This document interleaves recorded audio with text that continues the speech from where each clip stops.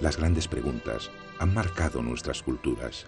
A menudo las han dirigido por caminos extraños, han dado forma a las religiones y han generado, y a veces destruido, civilizaciones enteras.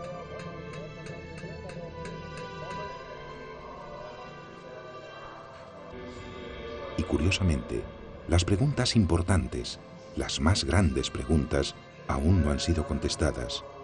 Y mientras no nos rindamos, mientras sigamos preguntándonos, aún a sabiendas de que la respuesta no es posible, seguiremos siendo hombres, seguiremos evolucionando y creciendo.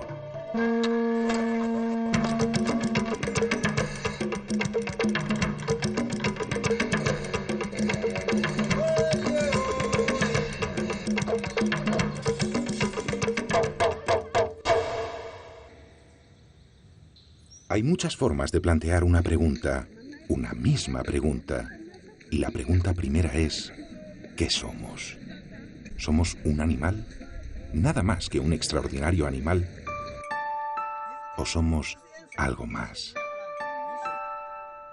Si es así, ¿cuál es la diferencia que existe con el resto de las especies que viven y cambian con nosotros?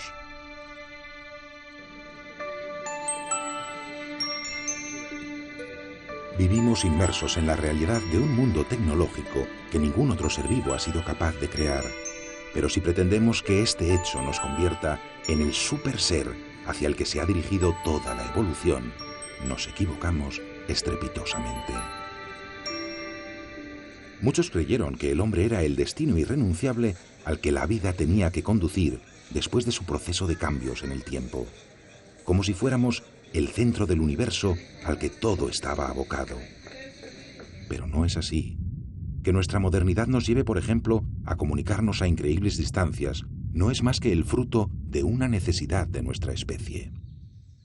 La misma necesidad que ha llevado a las mariposas a comunicarse con sus parejas mediante la química a decenas de kilómetros. Y para ellas también son distancias increíbles. Es la misma imperiosa necesidad que ha hecho que los murciélagos hayan inventado el sistema de visión por radar, o que un hongo haya inventado la penicilina.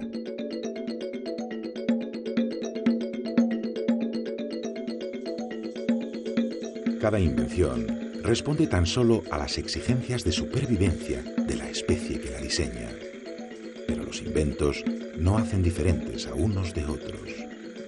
Según este baremo, todos, más simples o más complejos, no somos nada más que organismos biológicos, más simples o más complejos, pero organismos al fin y al cabo.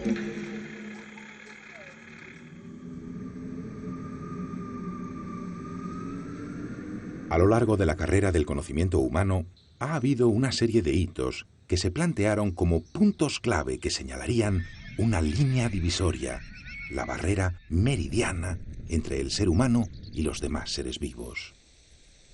Para muchos, esos hitos históricos han ido perdiendo la fuerza de su argumento a medida que ha crecido nuestro conocimiento en el resto de las áreas del saber. Uno de aquellos hitos clásicos era el uso del lenguaje. Nadie más que nosotros podía hablar.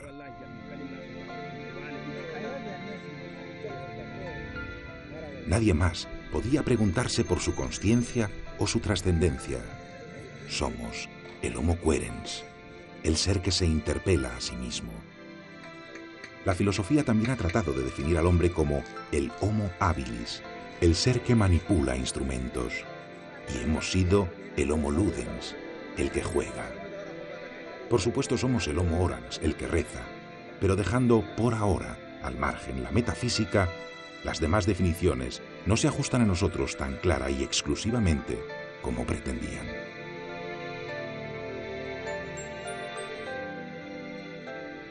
Para empezar, podríamos entrar en un debate muy profundo intentando establecer las características inéditas de nuestra principal forma de comunicación.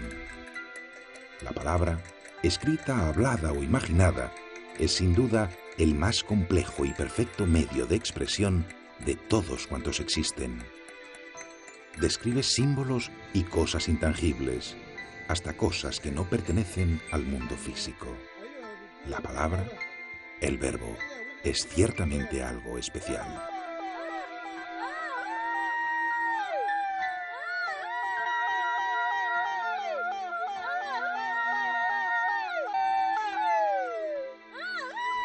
Sin embargo, tampoco debemos olvidar que existen infinidad de sistemas de comunicación entre los animales.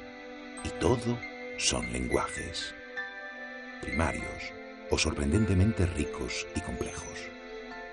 Son todos los sorprendentemente ricos y complejos que necesita la especie que los usa.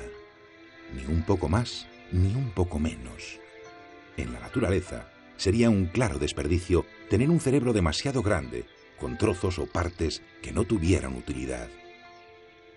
La cuestión es que si buscamos una diferencia entre los animales y nosotros, en función de la capacidad de comunicación, encontraremos que esta diferencia será, en todo caso, una diferencia gradual. Enorme tal vez, pero solo gradual. Una cuestión de cantidad, no de cualidad.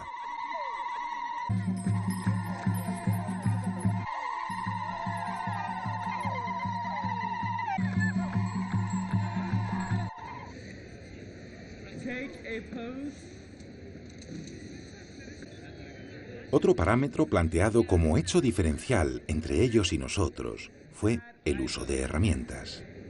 Durante mucho tiempo se creyó que para manejar instrumentos era necesaria una inteligencia privilegiada, de un nivel superior al biológico.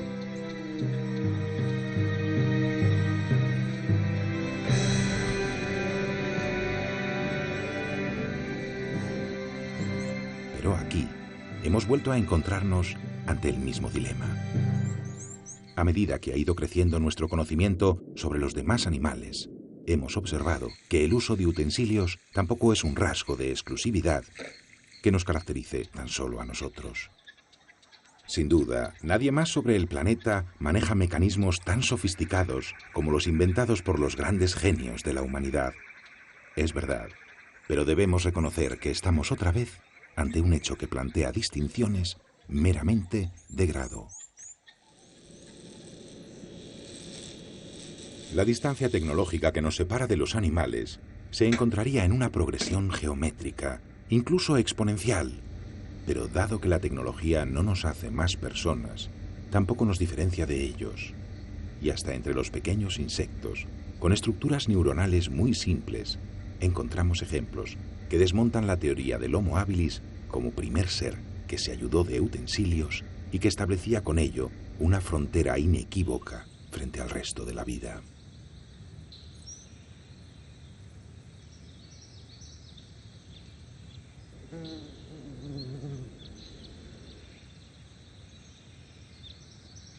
Esta avispa elige y desecha piedras que hace vibrar con impecable maestría sin necesidad de inteligencia. La avispa ha necesitado desarrollar esta técnica para enterrar sus puestas de huevos bajo tierra, a salvo de los depredadores. Como los demás, busca proteger a sus hijos. Excava un nido que luego tapa y mimetiza para salir después en busca de una presa apropiada. Le inyecta una dosis de un veneno paralizante, una dosis calculada tan perfectamente como lo habría hecho el más sofisticado sistema médico anestésico. Finalmente, después de depositar un huevo sobre ella, la empareda, con las provisiones necesarias para que su descendencia se alimente durante la fase larvaria, tapa su extraordinaria despensa haciendo un magnífico despliegue de manipulación de elementos que el ecosistema ha puesto a su disposición.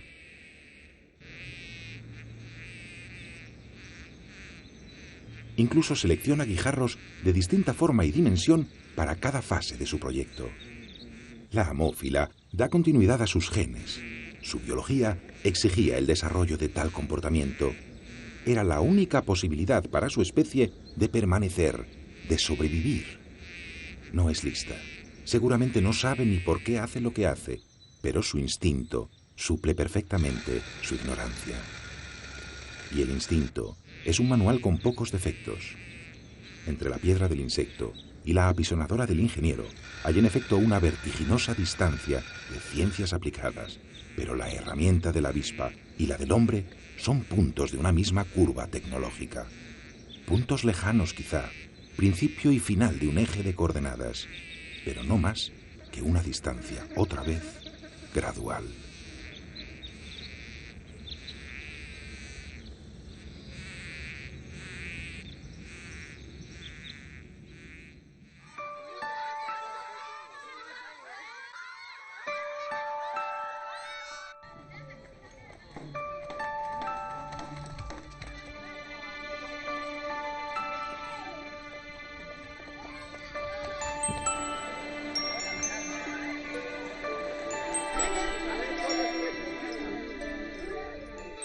Otra característica supuestamente única del ser humano era la capacidad de jugar, y con ello la posibilidad para disfrutar o aburrirse.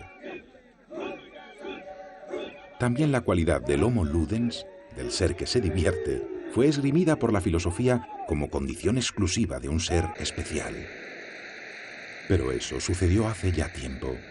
Los científicos, los naturalistas e incluso la mayoría de los filósofos modernos son muy conscientes de que otras especies disfrutan también de su ocio.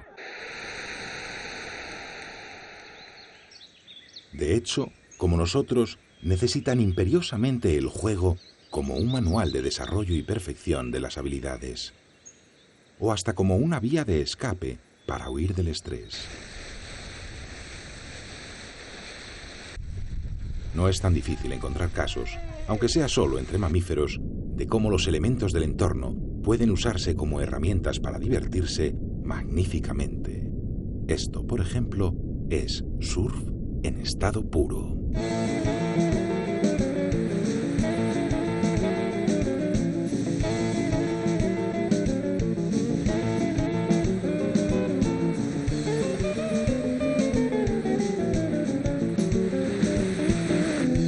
Ni siquiera somos los únicos que sabemos disfrutar de las olas. Y podríamos plantearnos muchas otras cuestiones como el juego, el lenguaje o el uso de herramientas, intentando comprobar si somos o no somos un animal más. Pero probablemente así seguiríamos encontrándonos mamíferos, peces o insectos que atravesaran la frontera sagrada que queríamos dibujar.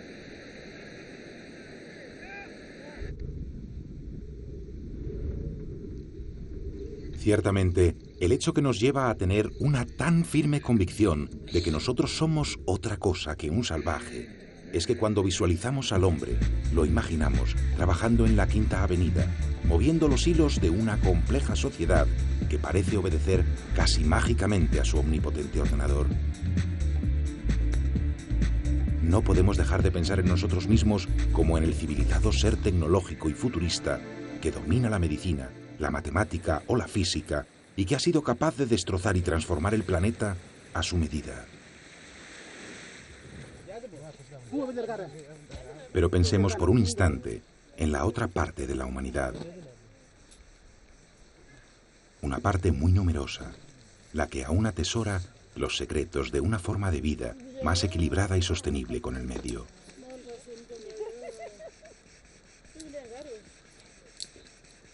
No defenderemos la teoría del buen salvaje, pero a pesar de las limitaciones y dificultades que pesan sobre esta gente ancestral, quizás anquilosada, la realidad es que todavía mantiene honorablemente sus lazos primigenios con la naturaleza, siendo coherentes también con su propia naturaleza.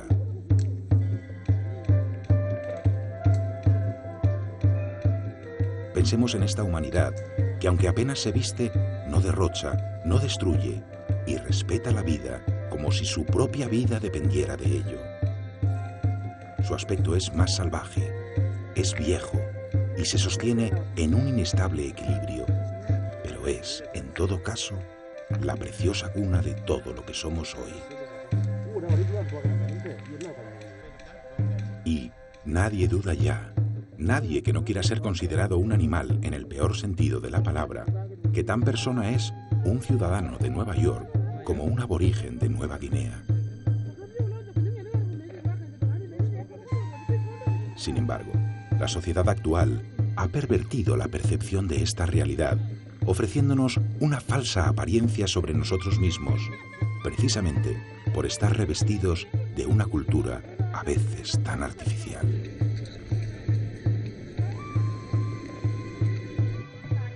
Puede que creamos que existe un abismo entre los comportamientos de los animales y la moderna forma de vivir de los seres humanos. Pero el abismo mengua cuando salimos del entorno de la última civilización para sumergirnos en nuestro hábitat original.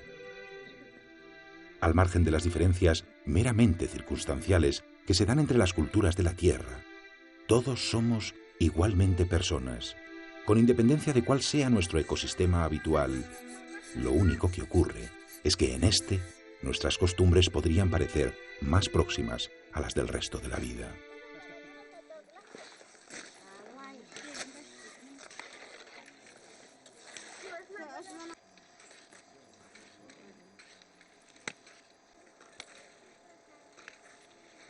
La cuestión es que entre el hombre y la bestia, la sensación de lejanía disminuye o aumenta en gran medida en función de aspectos puramente anecdóticos. Pensemos, si no, en otra dimensión, la cuarta, el tiempo.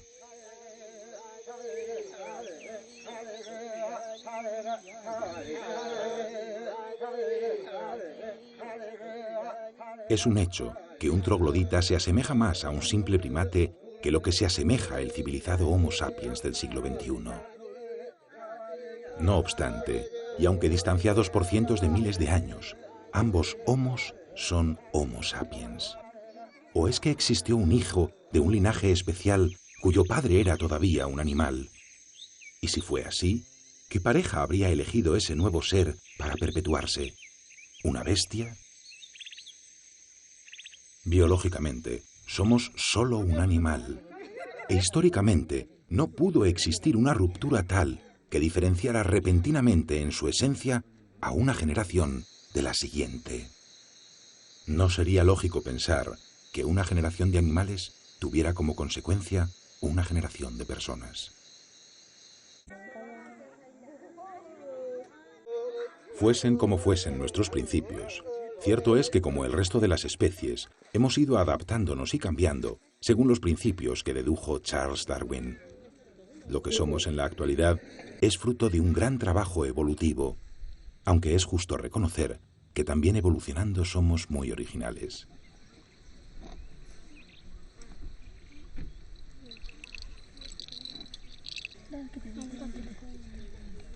Nuestra transformación en el tiempo responde cada vez más a una selección de tipo cultural, o lo que es lo mismo, responde cada vez menos a una selección biológica natural.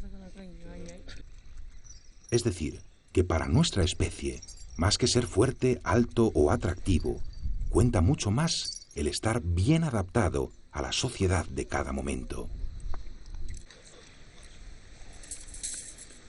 Por eso, el éxito social, el triunfo económico o una forma de ser adecuada es más importante aún que la belleza y el atractivo físico.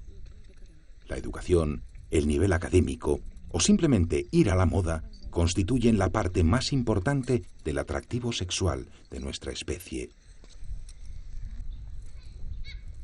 Los componentes culturales de cada persona son los que mejor avalan sus posibilidades reales de éxito reproductor o de calidad y esperanza de vida. La cultura, en el más amplio sentido de la palabra, es la escala según la que hoy nos elegimos unos a otros para dar continuidad a la humanidad. Y nuestras raíces culturales se fundamentan a menudo en el conocimiento que hemos extraído y que seguimos extrayendo de los seres vivos. De seres que comparten nuestro espacio y que han compartido también nuestra historia desde el momento en el que creímos que habíamos dejado de ser un mono más.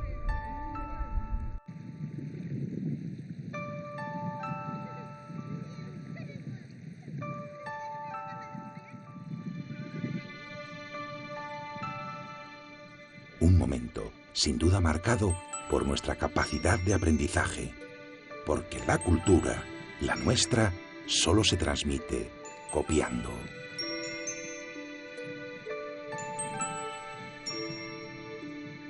Nuestra capacidad de asimilar información es, sin lugar a dudas, la más desarrollada de todo el reino animal.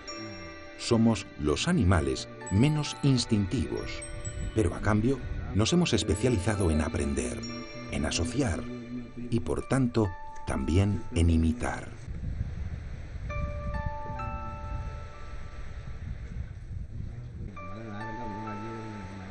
La mayor parte de nuestras ciencias, artes y técnicas han surgido de plagios más o menos afortunados que a su vez han nacido de la observación de lo que nos rodeaba. Es una realidad que observamos a los animales desde nuestro más temprano principio. Necesitábamos comprenderlos para defendernos de ellos o para cazarlos. Los pintábamos sobre la roca de las cuevas sagradas o en la cerámica en la que calentábamos y transportábamos la comida. Y con el paso del tiempo, gracias a la acumulación de conocimientos, hemos descubierto en la naturaleza mucho más de lo que pretendíamos. La creatividad exige normalmente un punto de partida. Para nosotros, el mundo vivo ha sido una musa inagotable.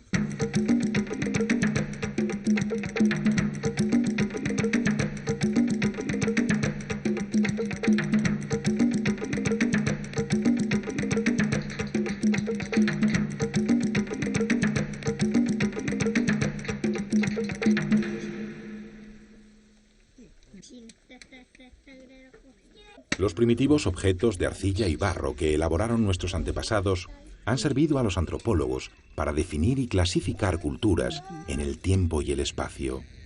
Según sus formas y estilos artísticos, volvíamos a creer que solo nosotros podíamos haber pensado en la forma y el uso de una vasija. Pero ni el trabajo hecho con aquellos materiales, ni sus variadas aplicaciones, ni aún los diseños más prácticos, fueron originalmente humanos. Muchas especies, mucho antes, sabían de la versatilidad de la mezcla de tierra, agua y algo de química.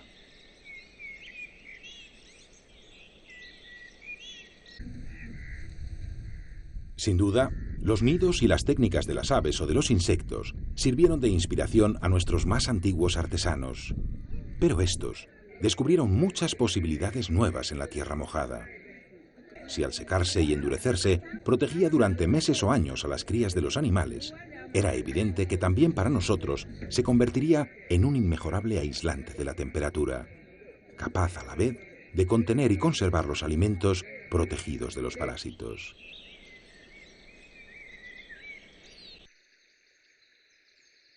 Y por fin, mezclado con fibras vegetales, la masa cobraría una inédita consistencia y con ello, con adobe, se harían los ladrillos sobre los que se sustentaría la base de una civilización que entre barro vive la parte más larga y sostenible de toda su historia.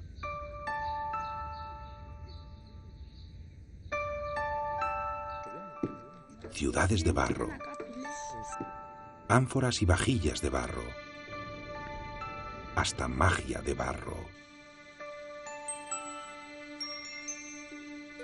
Quizás las propiedades de conservación de aquel versátil material llevaran un día a algún chamán a recubrirse con él para ostentar una imagen poderosa que transmitiera la idea de perdurabilidad y de inmunidad que la propia tierra tenía.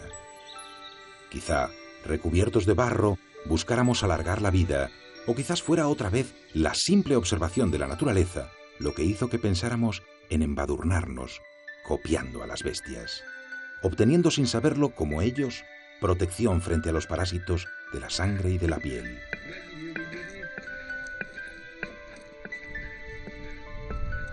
Y vio el hombre que aquello era bueno, y fue muy bueno en verdad, ya que la protección frente a los insectos y por tanto frente a las enfermedades que estos transmiten alargó eficazmente nuestras vidas.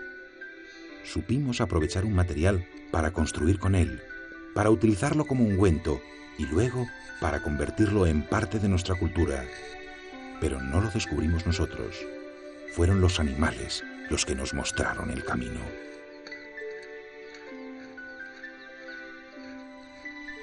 Toda la prehistoria humana está repleta de ejemplos como el del barro. Infinidad de materiales y sustancias han sido revelados ante nuestros ojos por seres que demasiado a menudo consideramos inferiores.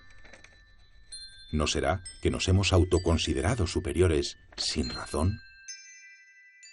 Las avispas dieron forma en sus panales a una sustancia especial ligera y resistente, y que llegaría a redefinir el nombre del tiempo del hombre. El paso de la prehistoria a la historia se escribe sobre papel.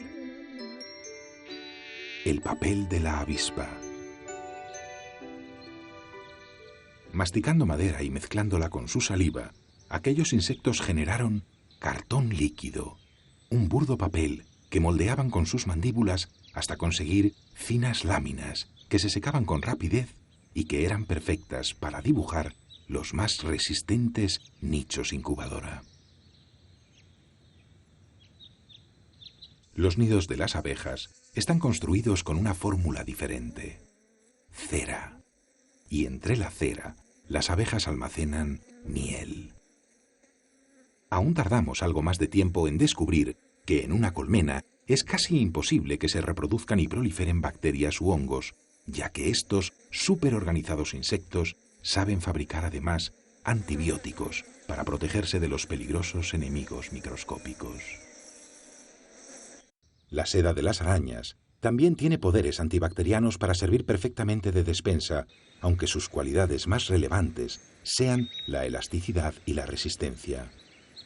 En eso, la telaraña es superior incluso al acero o al nylon. Las arañas, las avispas o las orugas llamaron nuestra atención también por otro motivo: una revolucionaria concepción de la geometría y el orden. Cuántas cosas increíbles realizan y diseñan los animales sin que eso les confiera ni un ápice de ser otra cosa que simples estructuras vivas absolutamente perecederas. Según estos parámetros, unos y otros, animales y hombres, formamos parte del mismo conjunto, obreros e ingenieros más o menos cualificados que cumplen con su instinto de supervivencia, a veces con trabajo, prueba y error, a veces nada más que con su selección y muerte.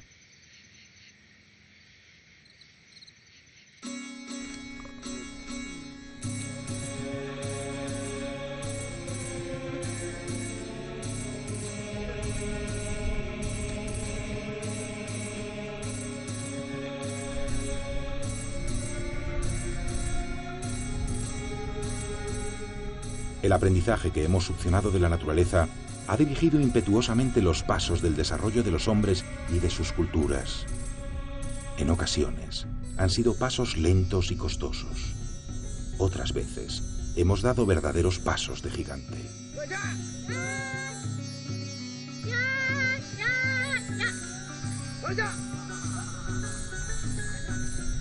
La ruta de la seda ha sido uno de los hechos históricos que más rotundamente ha contribuido a establecer lazos y vínculos entre las gentes de Europa, África o Asia. Y si de un lugar procedía el brillante hilo de las orugas, de otro llegarían tejidos urdidos según el uso de las aves. En cada rincón del mundo se encontraban fuentes distintas de las que beber.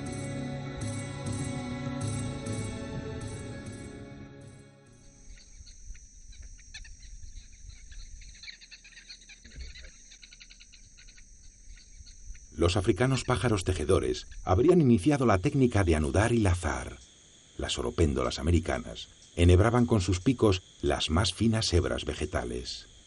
Cosían con su boca como sastres virtuosos. Sus tejidos conformaban firmes estructuras para su descendencia. Y el mono más listo estaba siempre ahí para verlo, atento para no perder ni una oportunidad de asociar nuevas ideas a sus nuevas necesidades.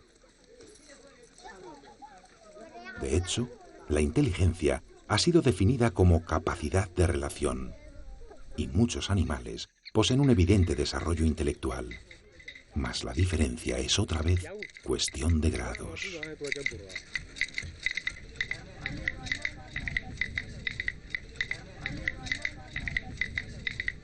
Entre aquellos nudos y lazadas, íbamos a tramar la primera de una serie de asociaciones de ideas aún más complejas que el tejido o la vestimenta. Empujados por la función que más condiciona la mente y la morfología de cualquier animal, la necesidad de conseguir alimento, íbamos a reinventar nuestros métodos para obtener comida. Según la paleoantropología, para nosotros todo empezó con la recolección. Dicen que por eso nos pusimos de pie, para liberar nuestras manos y así poder abrazar cuanto más mejor. Unas manos libres nos condujeron a un cambio morfológico y de costumbres que disparó, entre otras cosas, nuestras posibilidades de caza. Unas manos libres y unos ojos muy atentos.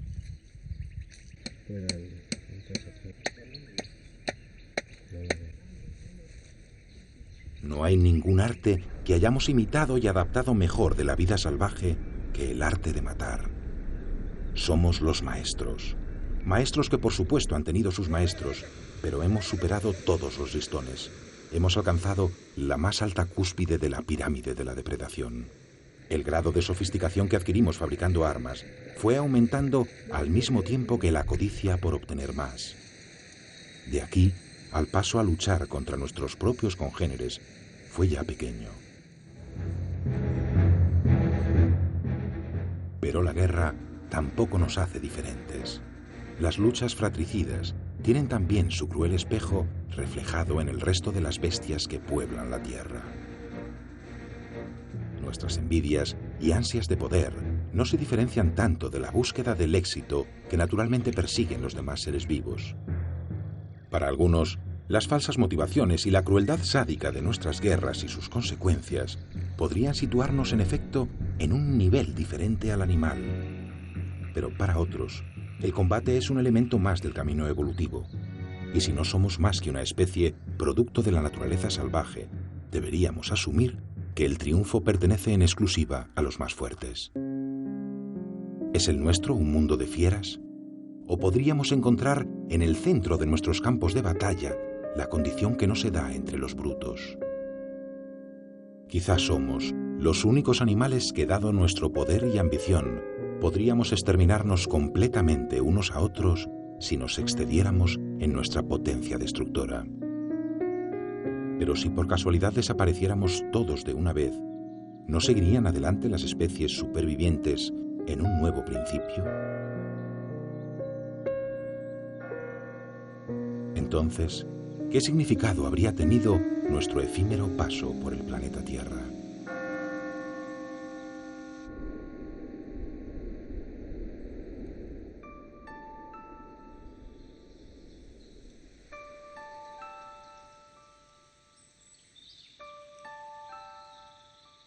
Más allá de las dudas, curioso y salvaje es el hecho de que la guerra haya sido el primer y más importante motor de los cambios evolutivos. Desde el principio, las plantas ya se vieron obligadas a dotarse de venenos para combatir a los devoradores de hojas. La guerra química desatada entre el reino vegetal y el animal ha favorecido el perfeccionamiento de las fórmulas tóxicas más alucinantes y, por contraposición, la elaboración de los sistemas defensivos y los antídotos más ingeniosos. La guerra destruye e impulsa a la vez. Es el más poderoso aliado de la selección natural, pero no convierte al guerrero en algo sobrenatural. La guerra es de este mundo.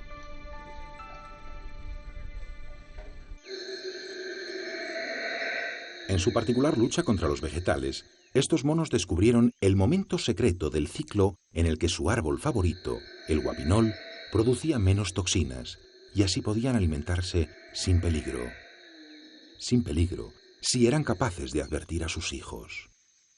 El veneno de la planta parece haber jugado un papel fundamental en el diseño de una compleja forma de lenguaje para los primates. Pero no por ello han dejado de ser simples monos.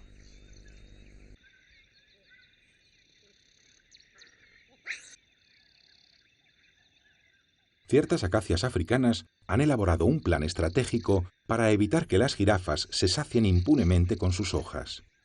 Al sentirse atacada, cada planta multiplica por 10 el contenido tóxico de su savia e informa químicamente al resto del bosque que debe hacer lo mismo para evitar al enemigo. El amargo sabor que en unos minutos alcanzan las acacias disuade a los herbívoros, que tendrán que buscar otros recursos con los que calmar su hambre. La batalla por comer y no ser comido supone una violencia tal que obliga a la biología a adaptarse, a cambiar, a evolucionar.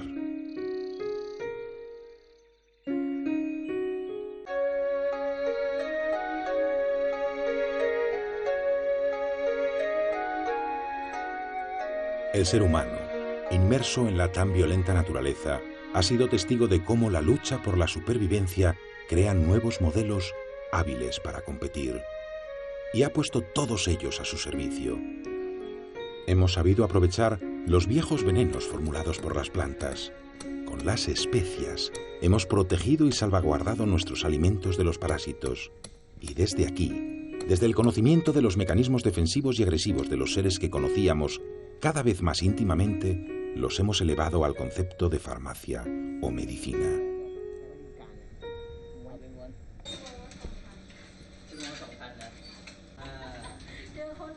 Conceptos que, por cierto, nos han enseñado mucho sobre altruismo, generosidad y cooperación. Estas cualidades, tan cercanas a los buenos sentimientos que nos definen como personas, se encuentran también en otras especies con suficiente grado de encefalización y con altos niveles gregarios, aunque sea solo en una fase muy germinal y básica. Como en el resto de las especies de primates, los individuos de un mismo clan están bien diferenciados jerárquicamente, y entre cada clase o nivel social, las relaciones, los derechos y los deberes están tan firmemente establecidos como en cualquier otra familia biológica.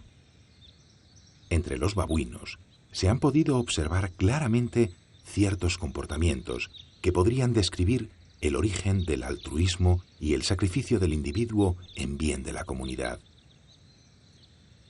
Los ejemplares jóvenes suelen ocupar un espacio periférico alrededor de la manada.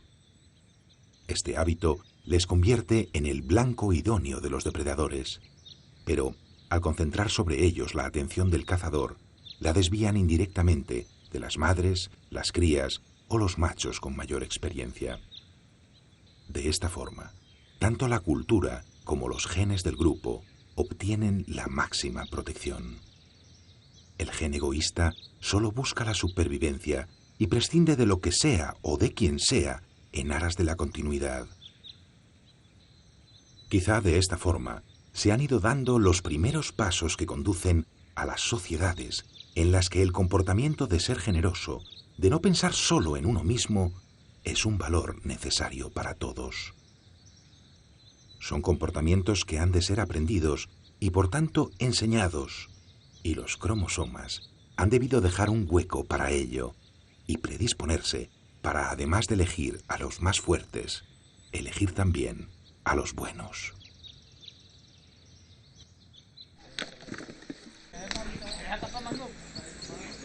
No somos los únicos capaces de dar la vida por los nuestros, como tampoco fuimos ni los primeros ni los únicos en asociarnos o domesticar a otras especies, vegetales o animales. Aunque está claro que nosotros hacemos todo a lo grande.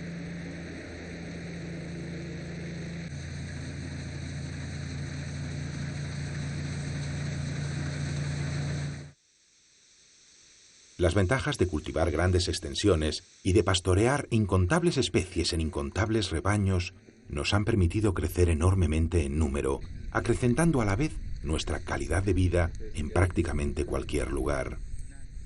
Las diferentes culturas de la Tierra tienen su particular personalidad reflejada en la forma en la que domestican el ganado o el suelo. Y a su vez, cada suelo ha grabado a fuego en sus pastores una especial manera de ser, de vivir o de resistir. Pero la simbiosis o el parasitismo que nosotros hemos negociado y forzado con el medio tampoco nos desmarca nítidamente de lo animal.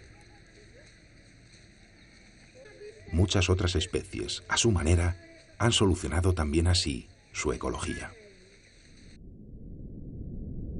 Hay peces que cuidan, podan y defienden praderas de algas para su consumo, y medusas que entre sus tentáculos portan colonias de vegetales unicelulares para reciclar la energía del sol. Para nuestra forma de vida, la agricultura y la ganadería supusieron otra revolución trascendental, pero las hormigas y las termitas cultivaban desde mucho antes sus plantaciones de hongos bajo la tierra, controlando, tan precisamente como las más modernas estaciones climáticas, temperatura, humedad y luz. Hasta los pulgones accedieron a ser pastoreados por hormigas para recibir a cambio servicios de protección. Y ninguno de esos agricultores o ganaderos reclama para sí un trato especial de la historia natural. Son solo bichos.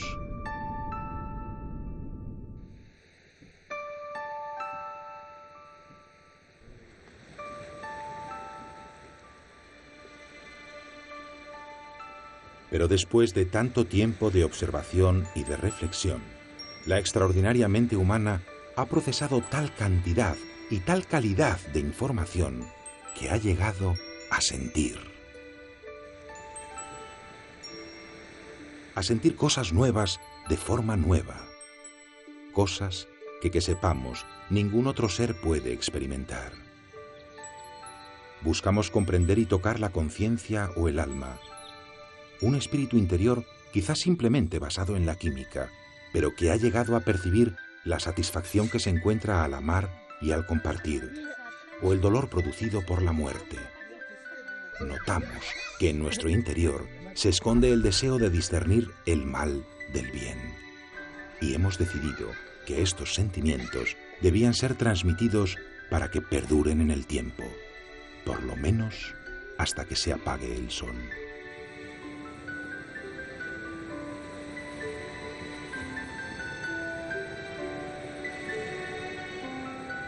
Los tratados, las teorías y teoremas, y la sabiduría que el hombre ha resumido y procesado de lo que observaba a su alrededor, le han posicionado como dominador de todo lo que ve.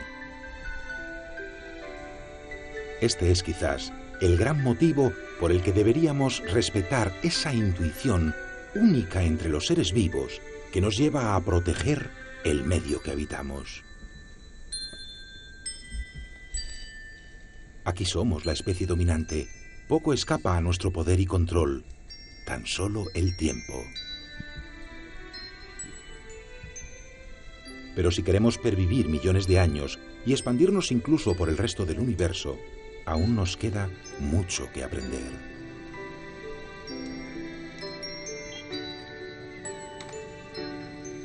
Tendríamos que saber cómo alargar y estirar aún más nuestras vidas, o al menos mantenerlas en suspenso para esperar un idóneo amanecer. Deberíamos encontrar la manera de controlar nuestros latidos para que en cada uno no se escapara un trozo de existencia.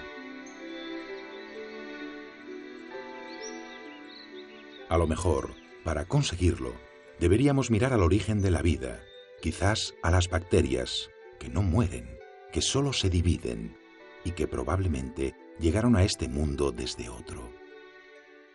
Las bacterias conocen en efecto una forma de eternidad, y aunque hayan podido ser viajeros espaciales como nosotros hoy, y nos acompañen en el futuro en nuestros sueños de colonización del universo, es innegable que si el hombre solo fuera una bacteria muy evolucionada, un animal con 3.500 millones de años de edad, deberíamos considerarnos al menos un animal muy extraño. La especie más atípica de cuantas se conocen, el mayor rara avis de la naturaleza.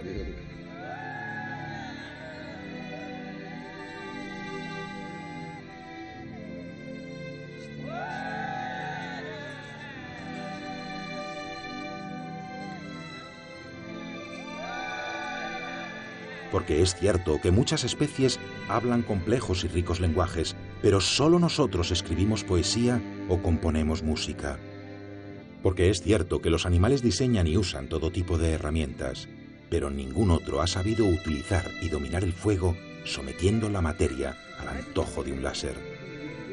Cazamos, construimos y nos movemos mejor que ninguna otra especie de este planeta, en el que después de 4.500 millones de años nos hemos erigido como estirpe suprema, capaces de lo mejor y de lo peor, violencia o amor. La familia humana aglutina todas las cosas buenas y malas que se han dado cita entre la vida.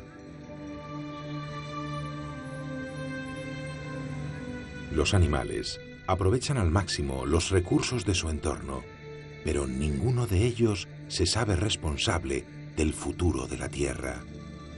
Ninguna otra forma de vida se planteó jamás medir las despensas disponibles. Ninguna otra forma viva ha calculado el tiempo restante de una herencia que hay que organizar y preservar para mañana.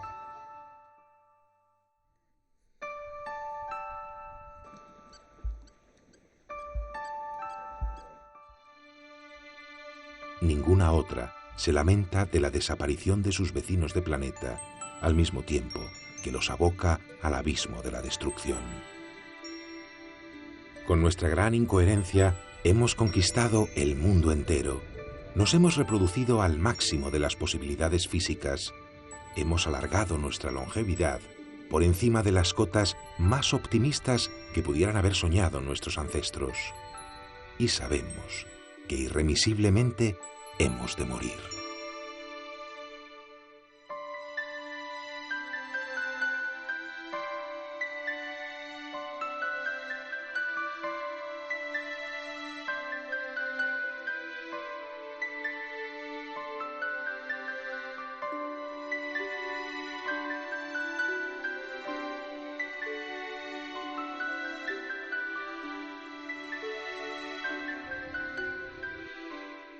Nuestro concepto del tiempo es infinito.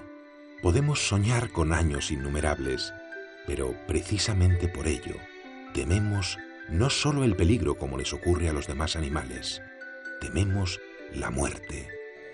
Y la tememos de forma diferente, porque la mayoría ha llegado a creer que no es el final.